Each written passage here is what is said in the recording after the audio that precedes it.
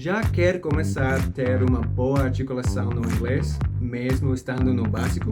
No vídeo de hoje, eu irei te ensinar uma série de frases curtas que irão disparar o seu inglês para a frente de todos.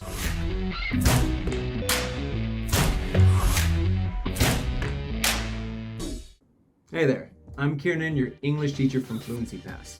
So when we're learning English together, we come across a lot of phrases or expressions that should not be interpreted or translated by the letter. That means we shouldn't be trying to understand them word for word. Rather, we have to kind of understand what context they're used in or what the meaning is, especially if they're more of a metaphor for something. So today, you're in luck. I'm going to teach you quite a few expressions that are going to help take your English to the next level. Many of them are informal, so don't forget about the setting when it's appropriate to use them, and you want to make sure that you use the right tone, informal, formal, for the setting you're in to avoid awkward situations. The first one we'll start with is how come. So it's like saying como or por qué. How come is just a great way to say why did that not happen. So how come, in a sentence I could say, how come I didn't see her at the party? Next on our list is really, serio. It's when we doubt something, we're not sure about something and we want to double check, or we're just very surprised. We'll say really. So for example, you got a new car, really? After that, we have so what. So what? This is the same as saying y daí. So for example, you let in a goal today. So what? It doesn't matter. We've got tomorrow and the day after to make that up, so don't worry about it. So when you want to reassure someone to not be worried, you say, so what? It doesn't matter. After that, let's look at Nevermind. This is kind of similar to so what? It's telling someone, never mind, don't mind about it. Don't think about it too much. It's the same as saying maybe forget about it. Deixa pra lá or esquece. So for example, what were you saying? Never mind. Next on our list is whatever. Whatever can have two different meanings. When we say whatever, one side can be kind of negative if we're dismissing something and we're like, whatever. Or it can be, pretty neutral or polite when we're just saying we don't care. So for example, what do you want for dinner tonight? Whatever. Whatever works. Or the second one, you're gonna get a bad grade if you don't do this. Whatever, I don't even care about that assignment, Lee. Next on our list is sure thing. Sure thing is kind of just a response. So when we want to say we agree with something, we will do something, that sounds okay to me, I can say, sure thing.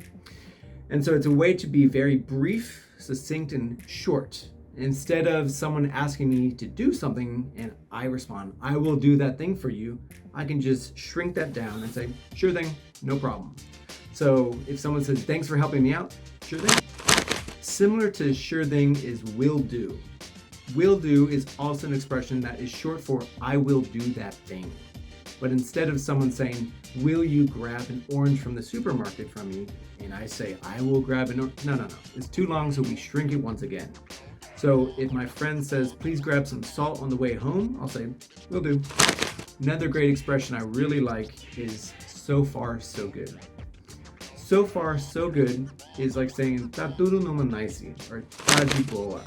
So far, so good is the response we can give when someone asking us for progress. How are things? How do you feel so far? You can say, up until now, things are good. So far, so good. So for example, if someone says, how's your day? And I'm expecting the day could change. It could get better, could get worse. Sometimes I just respond, so far so good. How about you? Next up is say hi to. This expression is also really short, but very, very useful when we're talking about a third person that our friend might see next or a family member. So say hi to is the equivalent of manda beijo, abraço pra alguém. Say hi to is just the way that we'll say, tell your friend, tell your family member that I said hi to them. It's a nice, great expression.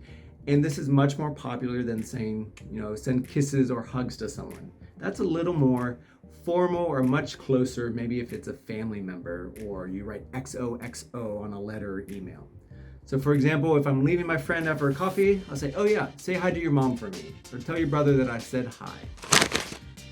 right, this moves us to our next expression, by the way. So by the way is when we want to add some information to something. It's a nice segue when we can transition from one idea to the next, or we want to add a relevant, similar idea onto the last thing we were talking about. So it's similar to saying falando nisso. When you're introducing someone in a conversation, you might see this even in writing, especially when we're text messaging, BTW, for by the way. So for example, by the way, thinking about this expression, there's a great Red Hot Chili Peppers album named after it. Another great expression is anyway. Anyway, or depending where you're from, you might hear someone say anyways. It's like saying we want to make a point in a conversation. Enfim, in Portuguese, right? So I don't want to visit Mexico. Anyways, Costa Rica is the better country in Central America. Another expression you might already be familiar with is my bad. So my bad is when you're admitting that something is your fault. You made a mistake. So foi mal, that was my mistake. Sorry, oops. So for example, you needed the last banana? My bad, I ate it. E então, pessoal, gostaram do vídeo? Espero que sim, e também espero que vocês possam ter aprendido bastante. A jornada no inglês às vezes pode ser difícil, mas se você se manter firme, com certeza irá aprender. Eu vou deixar um vídeo aqui para você assistir com 10 palavras no inglês que você fala errado. I hope you enjoyed the last video, and I'll see you in the next one.